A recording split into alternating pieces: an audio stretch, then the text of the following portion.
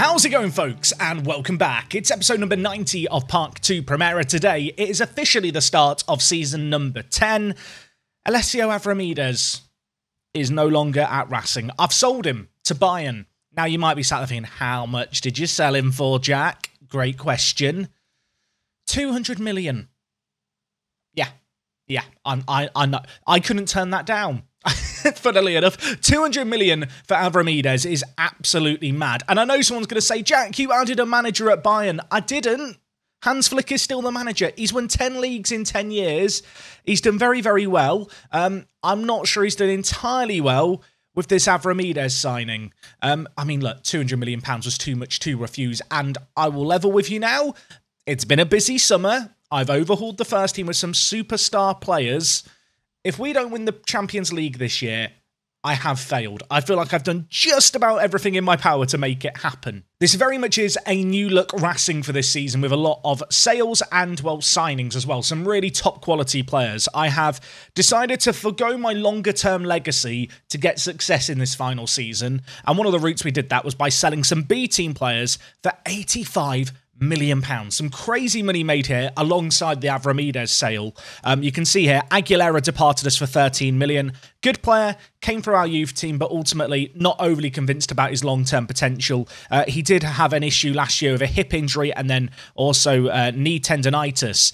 The year prior to that. He's had a couple of issues with injuries, never quite developed into the player we thought he was going to be. Elsewhere, Esteban Flores has departed for Leipzig for 32 million. We signed this guy a couple of years ago for 8 million. He joined us as a model citizen at the time, and I thought he might have a lot of potential about him. It'd be fair to say he's not really developed. He's not good enough for our first team, and 32 million was a bit too much to turn down. And well, in terms of the last departure from the B team, Alex Arrieta did very well for the B team last year. He was one of the best players in the division.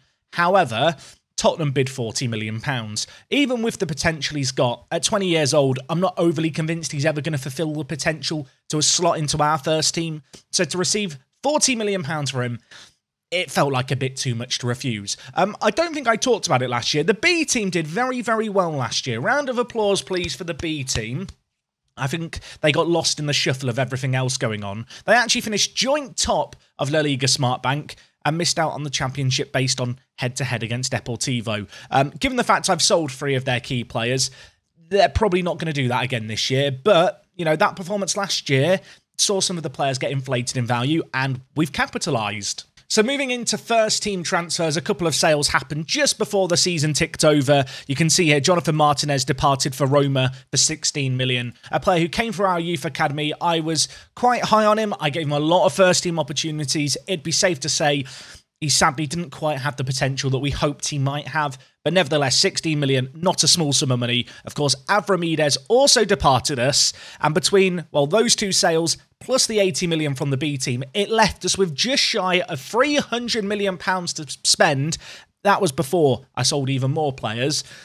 I've spent £338 million, everyone. Yeah, this is, I've gone crazy, I think is probably the best way to describe this. Let's talk about them. The first, a familiar face, Jose Ramon. For all of you wanting justice for Jose Ramon in the Spain national team setup, he's got justice. I've signed him. He is 22 years old, a phenomenal talent, really, really good player. Got some concerns over his consistency. Unfortunately, he's not going to be able to play today because he got a pretty serious injury as we were about to sign him during the Club World Cup playing for Barcelona. But nevertheless, at 22 years old, he is very, very good. Is he £136 million good? I'll let you decide. I mean, the way I look at it is he's 22. It's actually his birthday today, so happy birthday, Jose Ramon. There's not many players much better than this guy at 22 years old, but if there are some better players, they might be the players I've signed, because we have Julian Fargas, who is, very, very good. Or Julien, I should say. We've got 2 Julians who are French now, I've just realised. This guy, signed from Nantes, he is the starting striker for the French national team. He's forced Mbappe out wide. And you can kind of see why, although in maybe a twist of irony, he's actually going to be playing out on the right-hand side for us a lot this year. Tremendous pace, great physicals, technique is superb. He's 22 years old. He is just top drawer. His goal-scoring record for France is great. Could potentially play as a striker. I'm kind of willing to see how he does out wide. And then we can shuffle as necessary. Not a small fee paid, £102 million. Last year, he got 17 player of the matches in 37 games. So I think he's quite good. And the last of the big heavy hitters, I can't believe I've signed 3 players for over 100 million in one transfer window. We have Aleandro Gomez. Now, Aleandro Gomez is weird because I think when you first look at him, you go, oh, he's a centre-back. That's not where I'm going to be playing him. He's a natural right-back. And in fact, the media view him as a right-back. It's where he's played most of his career. Wing-backs are hard to come by in Football Manager. You can see him compared to Thomas Estevez. Now, I consider Thomas Estevez a really good wing-back going forward. And when you look at his polygon, Thomas Estevez in blue here, you go, oh, he's a good attacking player. Because Gomez is so good defensively, he doesn't really look like an attacking wing-back. It's like how good he is at the top of the polygon kind of makes you not really appreciate how good he is at the bottom. He is top draw. He's 24 years old, professional personality, an elite fullback. I will be playing him at wing-back this year. I know he only has 9 crossing. Look, wing-backs that are perfect don't exist in Football Manager. This guy's pretty darn close. Obviously, he also has the benefit of he's a pretty top-quality centre-back. So if we do get injury issues at the back, if we need to shuffle things around, he's a little bit of a no-brainer to play at centre-back. But a really, really good, top-quality player. I am a big, big fan of him. And yeah, those are the additions on the ins. 338 million spent. In terms of the outs, a couple of other players left us here, although for the most part, not really first-team players that you would think of. Hardy, bit sad about this one. He's left us for £10 million. We signed him for 36k. It'd be fair to say he's been a little surplus to requirements over the course of the last few years, so some good money there. Mads Tulberg has left us. He's a young Dane who we signed on a free, might have some potential. I'm not overly convinced by it. £10 million from Atleti was enough to convince me to sell him. Elsewhere, Halgaard, another Dane, another youngster. Not bad, to be fair, as a player, but question marks over his potential. 7.5 million for a player we signed on a free. Again, a little bit of a no-brainer. And the last of the players we sold for money was Gabriel Vega, who at one point this year I thought was going to be in our first team and was going to be kind of the successor to Tolisso. However, that was before we picked up a Sunsao on loan from Real Madrid. He's a good little player, a Sunsao. I've had him in a few FM saves over recent years. The reason I like this guy over Gabriel Vega is, whilst he's not perhaps as good going forward, defensively he's very solid. It means that he can slot into the ball-winning midfielder role for our team if we need him to this year. And at 29 years old, he does bring a little bit more experience into the mix. It's fair to say it's been a quite eventful summer when it's come to signings. I was going to do it as a transfer special, but actually the way things played out, I kind of already knew the targets I wanted to go for. When it comes to players like Vargas, Iriarte, and of course also Gomez, they're the kind of players that are just always on your radar, that you dream of being able to sign at some point. I'm very, very happy that Avramides has become the enabler. I'm actually just curious to compare Vargas with Avramides if we can, because Avramides departed us for 200 million.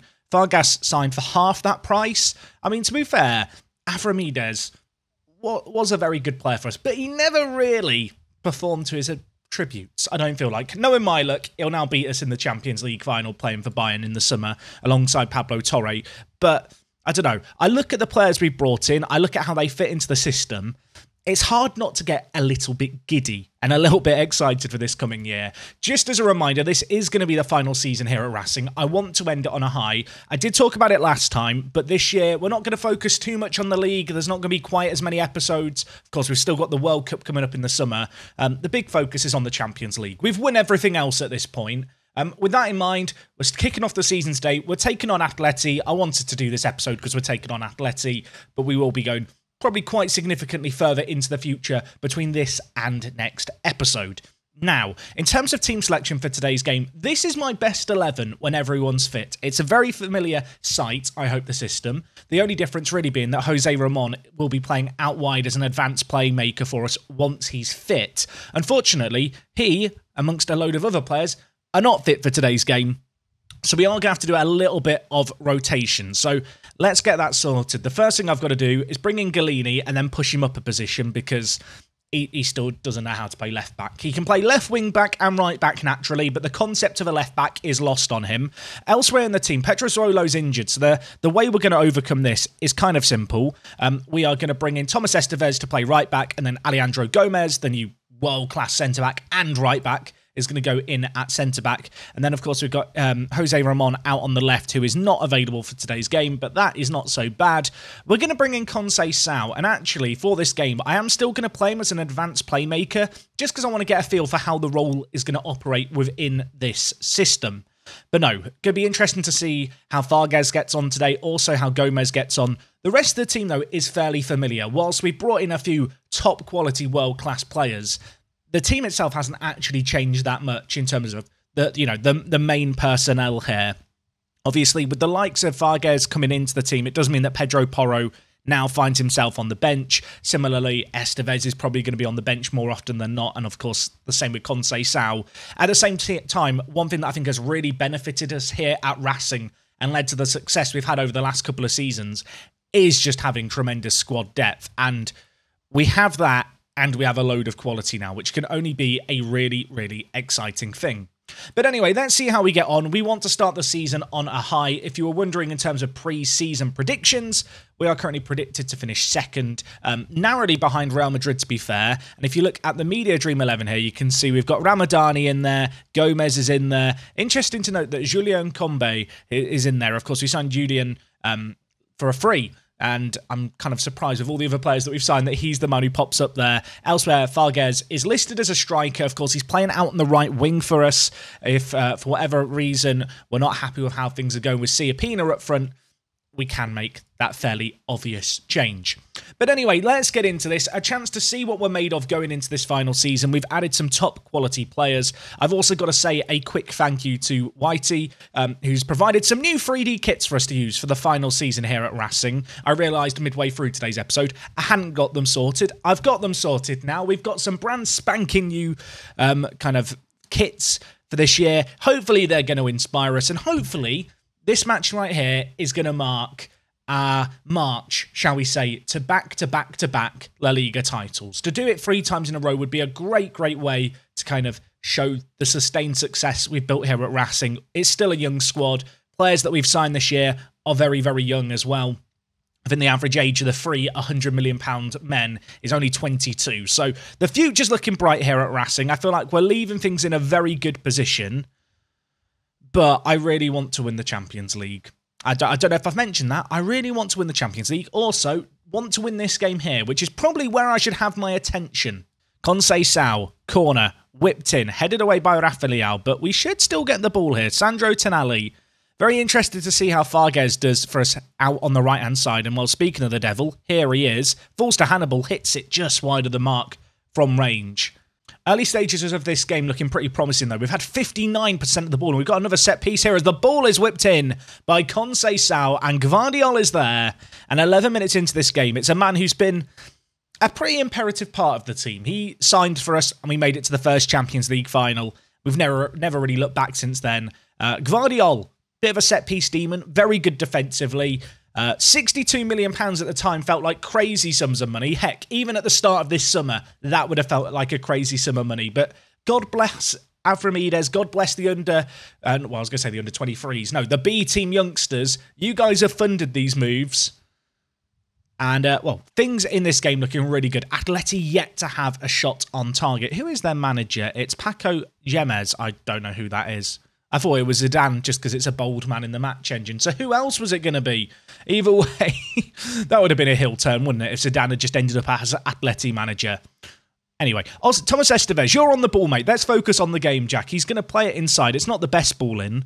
Of course, with Gomez coming into the squad and going to be probably our starting right back, it's going to be limited opportunities for Estevez to show us what he's all about, but he's got a chance here as Vargas is in the wide area, skips past his man, lays it to Hannibal. That shot is blocked. Some really, really good opportunities for us here. Sadly, not able to capitalise on them as of yet. You can see here, Atleti, that they've not been in this game inside the first 45 minutes and, well, now inside the first half. Pleased with how things are going. Please keep it going. A little bit concerned about complacency, so we'll just stick in an additional demand more. As Sao's going to whip it in for Gvardiol, who nearly got his second goal of the season inside the first 50 minutes. That header just over the crossbar. I do want to be a little bit wary when it comes to fitness. With all the injuries we've got going on at the moment, whilst the players are close to recovering, it's a concern. But maybe it doesn't need to be a concern. Conceição's just found Gvardiol again. I mean, do I have to start Jose Ramon Iriarte out on the left? Should we just keep Conceição out wide? £136 million on a bench player. That'll be fine, right? I mean, I'm pleased that we're 2-0 up. In a weird way, I'm always disappointed it's taken 2 set pieces, because generally speaking, we've been the better team here. I want to see goals from open play. We're not going to get corners all the time. We're not going to come up against teams as defensively inept as Atleti have been here. With an hour gone, maybe I should be looking to make a change or two. But we'll let this highlight play out first, because if they get 1 goal back, I have then got to, I don't know, get my head back in the game. Rafa Leão, bringing it forward down this left-hand side.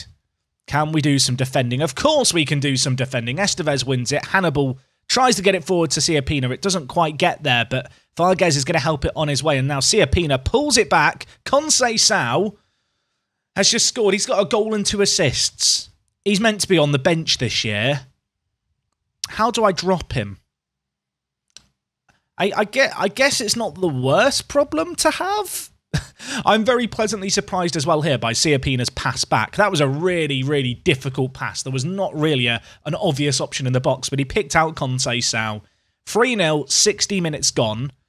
We're just better. We're just better. And you know what? Vargas hasn't had a great game out on the right. I'm going to move him up top.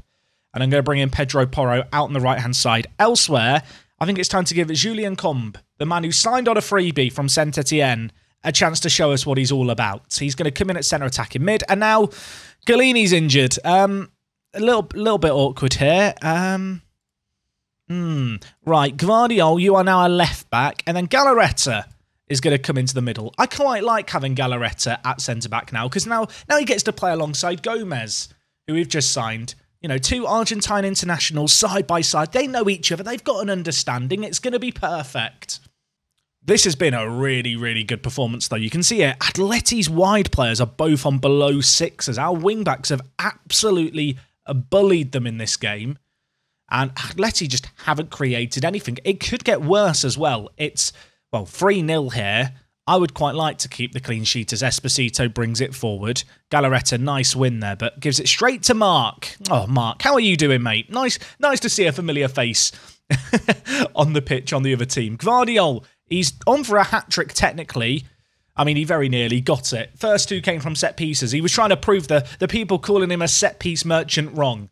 Unfortunately, he's dragged his shot wide. Fortunately, it's not going to mean anything in the grand scheme of things. A 3-0 victory to start the season. Maybe not quite what we were expecting, but certainly what we'd hope for at home against Atletico Madrid. How long is Galini out for? 2 to 3 months. There may be some internal screaming going on right now. I mean, the only silver lining to all of this is that we have Portuguese international Diaz available as our left-back. And, well, hopefully Perez is going to be back before too long. So we do have the depth to hopefully cope. I feel like over the last few years, we've got kind of fortunate with injuries. I'm hoping that these injuries here aren't kind of a sign of things to come. But you know what? Let's not worry about Galini's injury too much. We've got a win. It's a big one. And, well, Diaz has got 5 goals in 1 game. Who is Diaz? How have you got 5 goals in 1 game? Who did Mallorca play? I've got serious... Who did you play? Sevilla. I mean, that's a severely disappointing performance by them. That was awful. Right, move on. In fact, you know what? There's nothing else to move on to. I need to get off the stage before tomatoes start getting thrown at us. Okay, look, it's a good start to the year. As I mentioned, I'm not sure when we're going to come back just yet. I think I'm going to play things by ear. We have got Real Madrid in October and Barcelona in December. Frankly, I'm kind of sick of playing them in live comms. I think we all kind of feel the same way deep down inside. This year is all about the Champions League. Make absolutely no mistake. With the 3 additions we've made, it's what I'm targeting. I feel like we have to be winning it this year. We've got Jose Ramon, who could play out on the left. Given how Conceição just played, maybe even he comes in to play box-to-box midfielder for us. I mean, that's the beauty with this guy. He's very good at everything, so there's not really a role he can't play for us. Of course, Vargas didn't have the debut to remember out on the right wing, but we're going to be patient with him equally. He's a player who we could see ourselves playing up front. You can see here, described as a world-class player, so I'm going to keep the faith in him. And also, Aleandro Gomez, debatably one of the best centre-backs in the world of football. We signed him for £100 million. Worth also noting, there's still 178 million left in the bank. I've still got a transfer budget of 74 million. I could go out and sign another player if I really wanted to. The only thing holding me back is I've already got a squad of 25. So if I do sign anyone, I've probably got to move someone else on because of squad registration rules. Anyway, I'm not going to suggest we are going to sign anyone more. Maybe we'll save that money for January. Let me know what you made of the transfer business. Would normally at this point say, would you have sold Avramidis for 200 million? Like, I know the answer. He's good. He's not 200 million pounds good. I feel like we've replaced him with even better players, to be frank with you. Yeah, the future looks bright here at Racing. I just hope I don't bottle it again. If you've enjoyed today's episode, drop a like on it. Let me know what you make of the transfer dealings. I will see you guys again next time. And well, until then, it is me, Jack, and I will talk to you guys in a bit. I'm out.